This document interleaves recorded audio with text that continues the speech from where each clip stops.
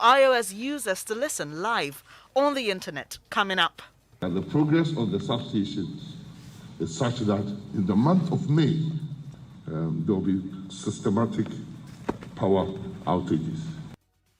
Energy Minister Dr. Matthew Opoku-Prempeh announces more power cuts in parts of the country next month as he summons Gridco and the ECG for a meeting to strategize a rollout plan.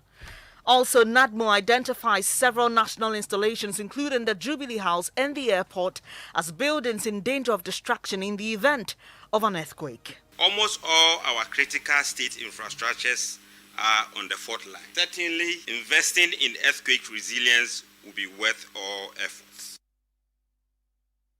President Akufo-Addo has meanwhile directed an immediate audit of all public buildings to determine their state of preparedness in the event of an earthquake. This means that to avoid or reduce these losses, we need to ensure that buildings, including dwellings, dams, and bridges, are structurally competent and resilient to earthquakes of a higher magnitude.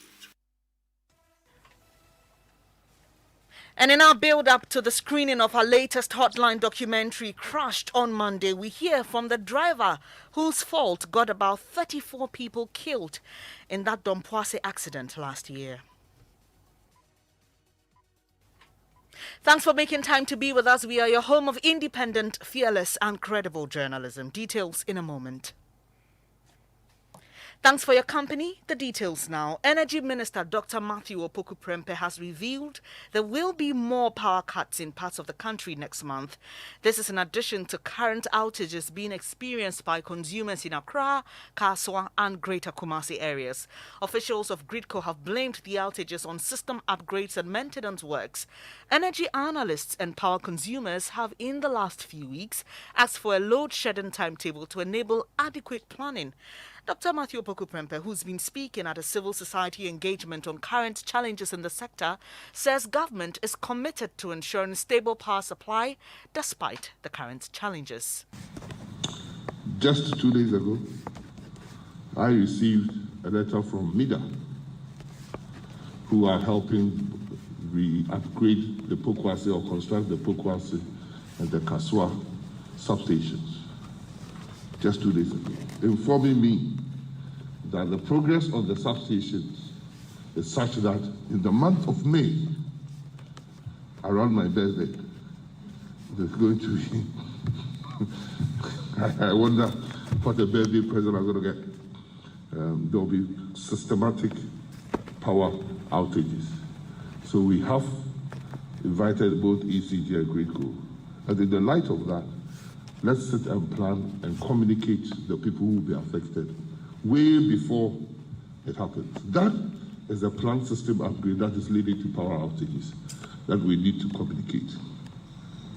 Just oppose that to what happened last Saturday, when either because of congestion, a conductor cracked, a line got severed, and there was total blackout.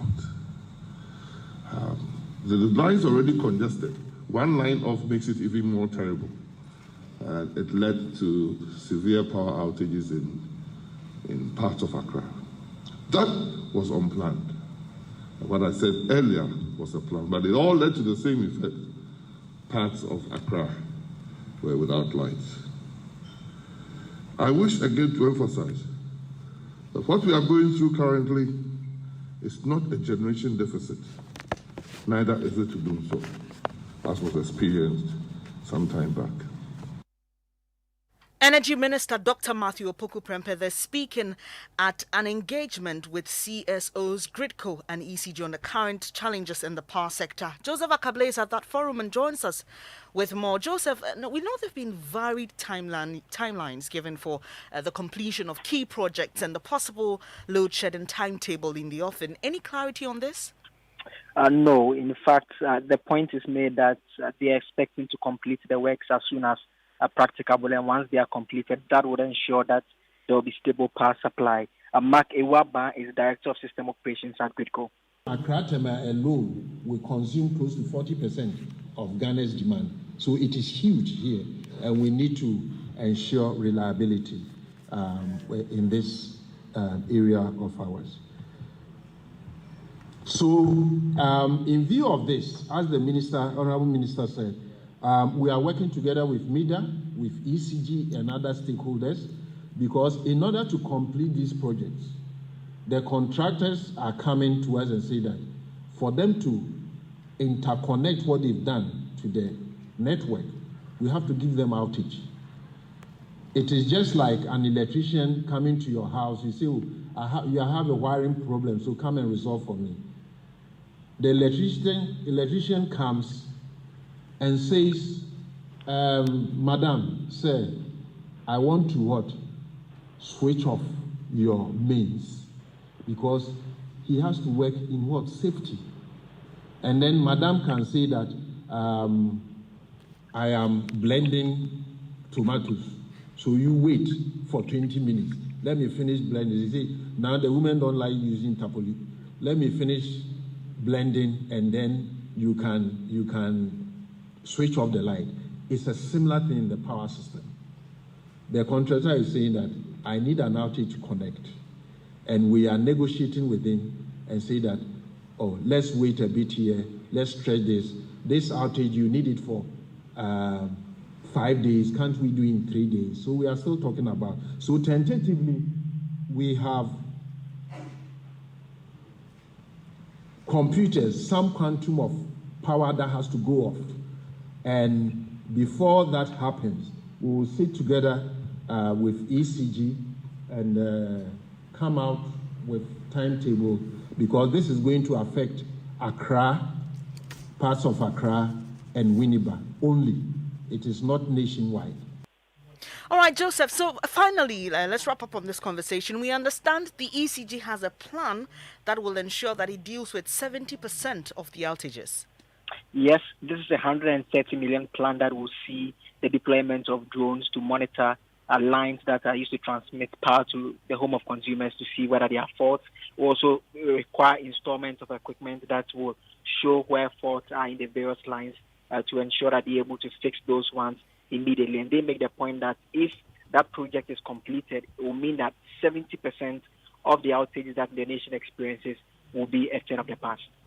Joseph Akable, they're giving us details of an engagement between CSOs, the media, Gridco and ECG on the current power challenges. Let's move on to other stories now.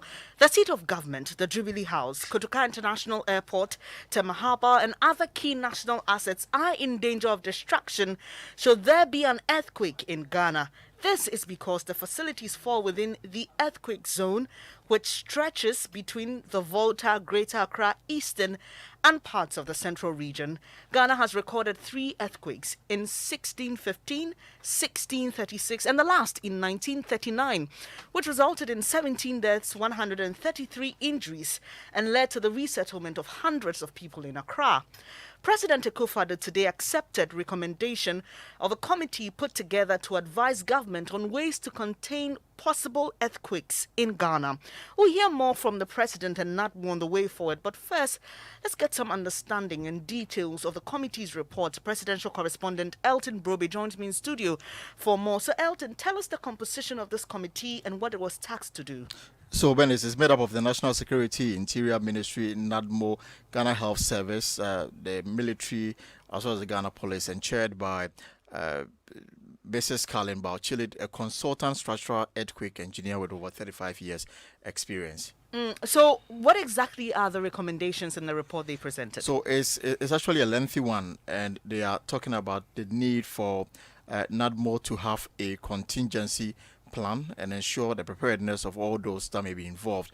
Education and sensitization to communities to reduce their vulnerability, urban search and rescue strategy, the need to resource the Ghana National Fire Service to play a key role in the event that we should have an earthquake, and plus other recommendations that government has been asked to implement. Now, what has happened is that the committee is currently in a meeting to go through the recommendation and see how best the country can implement them. Right, Elton. Well, President Akufo-Addo has meanwhile directed the Engineering Department of the Works and Housing Ministry to undertake integrity audits of all public buildings and determine their state of preparedness to handle disasters. Your guess is as good as mine with respect to the number of fatalities were similar event to occur today. The experts tell us that an earthquake, which is simply the shaking of the ground in itself, does not kill. However, it is the collapse of structures that is responsible for the human and economic losses. This means that to avoid or reduce these losses, we need to ensure that buildings, including dwellings, dams, and bridges, are structurally competent and resilient to earthquakes of a higher magnitude. Constructing well-engineered structures, including dams and roads, and retrofitting important public lifeline buildings, such as hospitals, schools, churches, and mosques, cannot be compromised. That is why I urge the Engineering Council of the Ministry of Works and Housing to ensure that a comprehensive integrity audit of all public buildings and structures is conducted and government appropriately advised. President Akufo-Addo, then, now as you heard earlier, NADMO has already identified the red zone in the country likely to face possible destruction in the event of an earthquake, and this includes facilities like the Jubilee House, the Kotoka International Airport, and others. Well, Director General of NADMO, Eric Nanajiman Prempe, explains more in this interview with Elton Brobe. We are the lead agency as far as disaster management is concerned. What we are going to do, the first of it is what we are doing here. After that, we're going to do a series of stakeholders meeting to come out with an action plan. And we're going to implement. You know, the president gave a lot of directive as to some of the things we should do. We're going to go by that, and then the results, what comes out of this stakeholders meeting will be added, and we're going to implement them. You gave us names of possible areas that we should look out for. Where are these areas and what is being done to secure them? Yes, the earthquake fault line, the zone gets to Ho, and then it passes through Eastern region, the whole of Greater Accra region, and then it ends at Nyanyano in the Central region. So these are the areas. And if you recall, when we experienced the earth tremors, especially the last one, when the magnitude was high, people felt it in so many places. And these are the areas. So it is there. We know it since 1939. And this is the time we have to work and prepare ourselves, because anything can happen. This is a natural disaster. Nobody can determine today or tomorrow, but it can happen any time. It has happened before. And you give us a foretaste of some of the specific areas, including our very own Jubilee House. Yes, what I'm trying to say is that the fault line is here in Accra, where the Jubilee House is, where Kolebu is, where Burma Camp is, the ministries, and they are all on top of the fault line. So anything, when earthquake strikes, it can affect any of such state institutions or state property. In terms of education and the collaboration that you need to have with GES, when are you starting it? President has given directives, and we need to meet with Ghana Education Service and look at how possible we will incorporate it into the education curriculum. Like when we were in school, we were taught of physical education, something like that, so that at least Ghanaians, especially students, will know basic things when it comes to disaster prevention. Director General of NADMO, Eric Nanajiman Prempe, in that interview with my colleague Elton Brobe. You're listening to the Midday News here on Joy 99.7 FM with me, Bernice Abubedulansa. It's time for Around the Country, and let's start in the Volta region, where we bring you an update on victims of tidal waves in the Ketu South municipality. About 1,000 of them who were rendered homeless last week say they are yet to get support from government. Ivy Setaji is our woman there. Hello, Ivy. How are residents coping now? Good afternoon. The residents mostly are sleeping outside. Some of them are seen sleeping by the roadside and rest their relatives' houses and friends. So right now, most of them are homeless. And so those who don't have any relative have to put up under the trees and by the roadside. And Ivy, have you gotten any response from government representatives in the community? Yeah, for now, according to the assembly members, nothing has been done about this issue yet. The MCE was there. NADMO was also there. They promised to come back to help them in any way they can. We also understand that the ministry, some people from the Ministry of Housing were also there to see what they can do about especially the extension of the state defense wall. So for now, the people, some of them are homeless. That's Ivy Setoji giving us an update on victims of tidal waves in the Ketu South municipality. So, away from the Volta region, do you want to know the best way to produce organic food? Let's head to the Upper East region to get some lessons. Joy News editor Fred Smith is here. Well, imagine a piggery and a fish pond inside a crop farm. The piggery providing manure for the crops and the crops providing feed for the pigs and the fish, whilst wastewater from the fish pond is used for fertilizer. That's a complex cycle, right? So that's exactly what's happening there. Our correspondent in the Upper East region, Albert Sorry, visited that agroecology farm and our reports. Joseph Abarike has 3 micro gardens around his home at Kumbosco near Bolgatanga in the Upper East region. Inside the gardens, Abarike has piggeries. He has other livestock, including guinea fowls, chickens, goats, and cattle, which freely roam the gardens or around his home. Abarike also has a fish pond, which he made from an old abandoned swimming pool close to his home. What I do is that because I grow pigs, I have poultry, I have some few sheep and goats.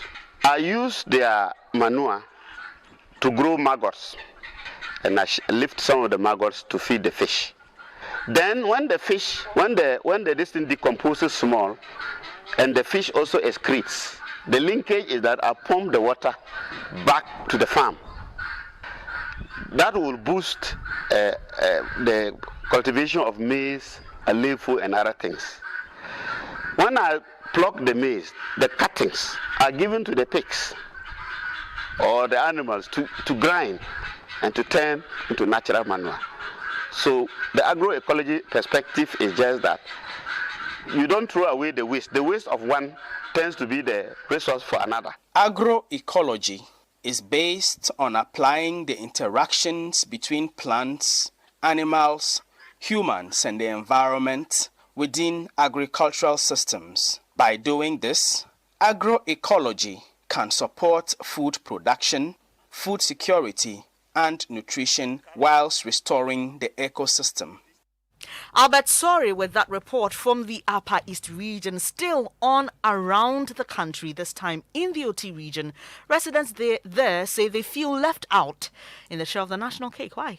Yes, people of Shiari in the Nkwanta South municipality want their bad roads fixed, and they also want government to provide a CHIPS zone to take care of their health needs. Correspondent Peter Seno has more. The construction of Nkwanta Chilinga Road, which would link Shiari to Nkwanta, had stalled. More than 5 kilometers had so far received bitumen. Residents want the road fixed to alleviate their traveling challenges. They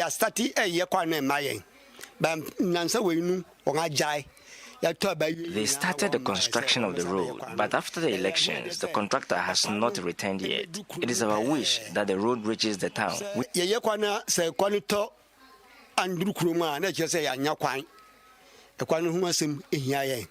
Another major challenge in the area is the non-availability of any health facility and mobile telephone connectivity.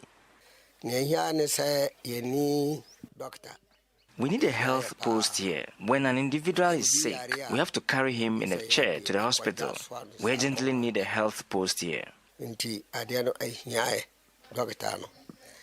are also part of Ghana. We are humbly asking for these facilities. We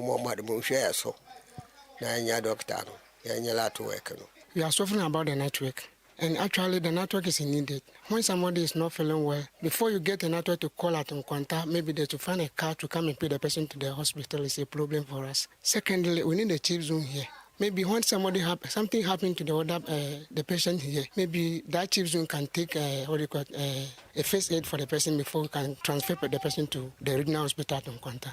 Nana Obombo Seura Yopora II, the paramount chief for the Achode traditional area, is also calling on the government to intervene. As I'm in Shari here, nobody can assess me. I have to look for a place, stand, do my call. As soon as I move from that place, nothing. So assuming today, we normally have emergency meetings for regional House of Chiefs or national House of Chiefs, and I'm in Shari here. They will send you a text message, they will send you email, they will send you other direct calls. They will not get you. Yes, the youth are now moving. They are now moving out of the town because we are in technological era. So Oti region correspondent Peter Senu with that report. Let's head to the central region now and Kaswa to be specific. Fred, what's happening There's there? an update on the 10-year-old who was killed for ritual purposes, and Maxwell Akboba is there with an update for us. All right, hello Maxwell. What can you report? Has the burial started already?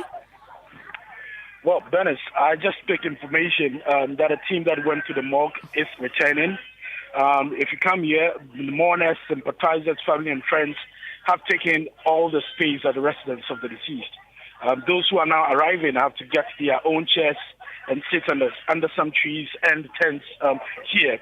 I just returned from the crime scene, which is just about 80 meters away from the home of the deceased. And it is all tears there as family members who could not come here on the day of the incident are, there trying to understand exactly what happened. We are told that in some minutes the body will be arriving. Remember, the Central Regional Minister was here yesterday, and the family made a plea that the body should be released for burial today so they could get, some closure. That we are told will be happening today. Maxwell, quickly before you go, have you picked up any reactions to the arrest? As police tell us that they've arrested the fetish priestess at the center of the story. Well, many are optimistic, some are also pessimistic. They think that justice will not be served. But for those who have been speaking to today, quite a number of them believe that the traditional priestess will be made to face the full rigors of the law. But they are particularly concerned about the prime suspects involved in this case. They tell me that they are not hopeful that anything concrete would come out of that matter, especially with the issue, the contest surrounding their age. But they tell me that they are hopeful that if this is followed through properly, they should be able to get some closure and some justice here.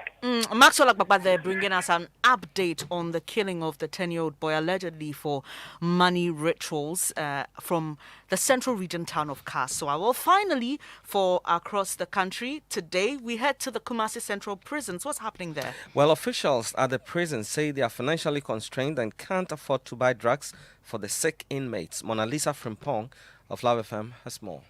A breakdown indicates every inmate is entitled to an amount of 60 pesos per meal. Reverend Canon Chief Superintendent Emmanuel Parkwesi is regional chaplain of the Kumasi Central Prisons. As for the program, we have a lot of programs here, especially drugs.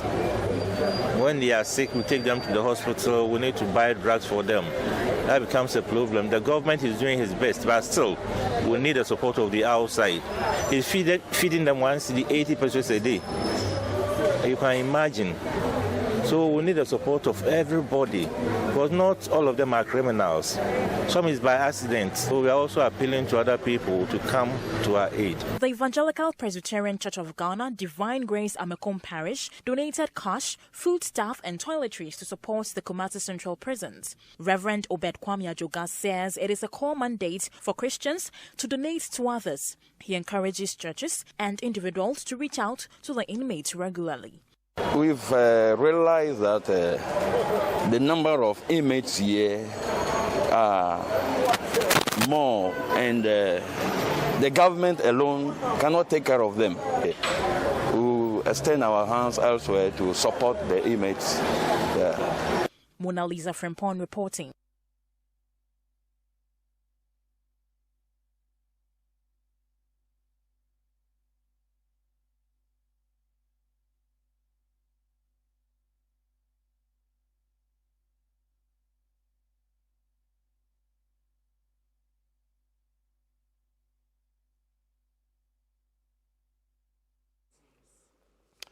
Hello, Benis. And the Minister for Youth and Sports, Mustafa Yusuf, has commended the YEA for extending a memorandum of understanding with the NSA to pay 1,000 athletes 500 Ghana cedi monthly stipend to alleviate the financial burden caused by the COVID-19 pandemic.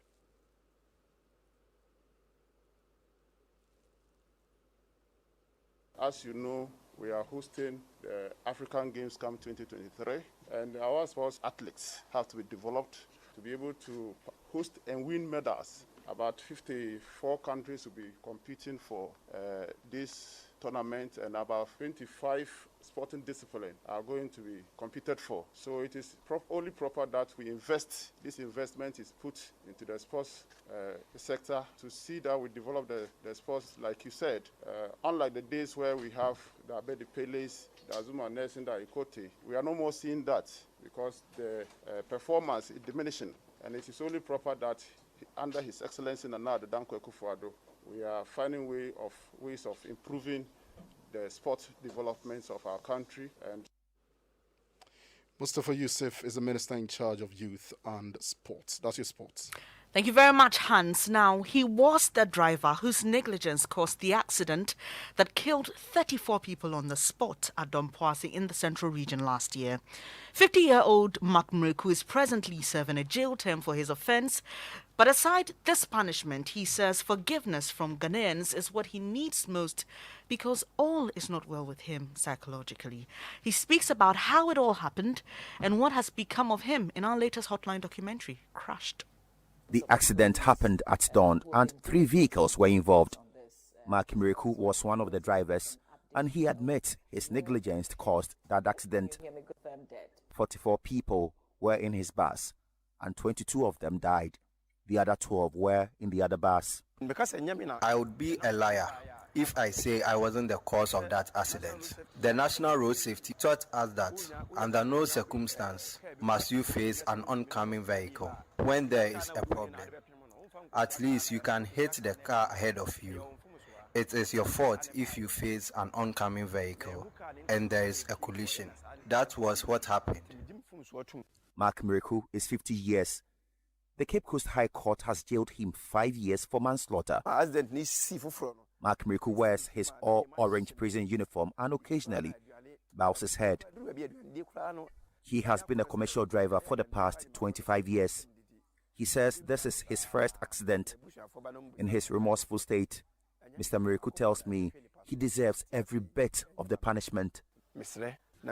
When I leave here, I will dedicate all my time to preach about road safety. If once every month I could get an opportunity to meet and share my affliction with other drivers, it would help. I am ready to do that since other drivers can learn from my situation. The court has banned him from operating as a commercial driver for life. Mark Mreku says he has learned his lessons. All he needs now is forgiveness from Ghanaians. I am on my knees pleading with all Ghanaians to forgive me. I have offended Ghanaians and I need their forgiveness. This goes especially to those who lost loved ones in that accident. I know people have lost their breadwinners through me. They should please forgive me.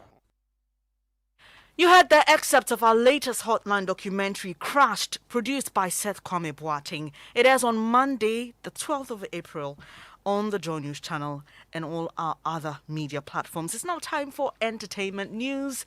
Mapita Sibidi has the latest from the world of showbiz. Bernice, Nigerian R&B singer Praise has revealed how he wants to impact the world with his music. He wants his music to get people through hard times. So I like to make music from point of view that everyone can relate. I can sing, I'm going to the club, popping 100 bottles. Everybody wants to live that life in the sense that they want to be successful, that they could live that life. But in the reality, how many people can relate to what you're saying, you know? So when I make music, I like to make music that people can relate to. If I'm writing a love song, I like to write songs that when you hear, I know what he's talking about, I've been there. You know, and I've been blessed to get messages, a lot of messages from people to say, yo, your song got me through this time. You know, and for me, that's success. Yeah. For me, that's everything. I I want my music to be able to get you through hard times. You know, so that's it for me. Only God knows every little thing we do, every little work we do. Only God So, Bernice, Praise was speaking to Becky on E-Vibes. Thank you, Mapito Sibidi, there with what's happening in the world of showbiz. And that's how we end this edition of the Midday News here on Joy 99.7 FM. Our top story, Energy Minister Dr. Matthew Opoku Prempeh announces more power cuts in parts of the country next month as he summons Gridco and the ECG to a meeting to strategize a rollout plan. There's more news when you log on to myjoyonline.com. Do stay with us here on your superstation. Hey, my phone is broken. My phone is broken. We've all been here before. The moment when your heart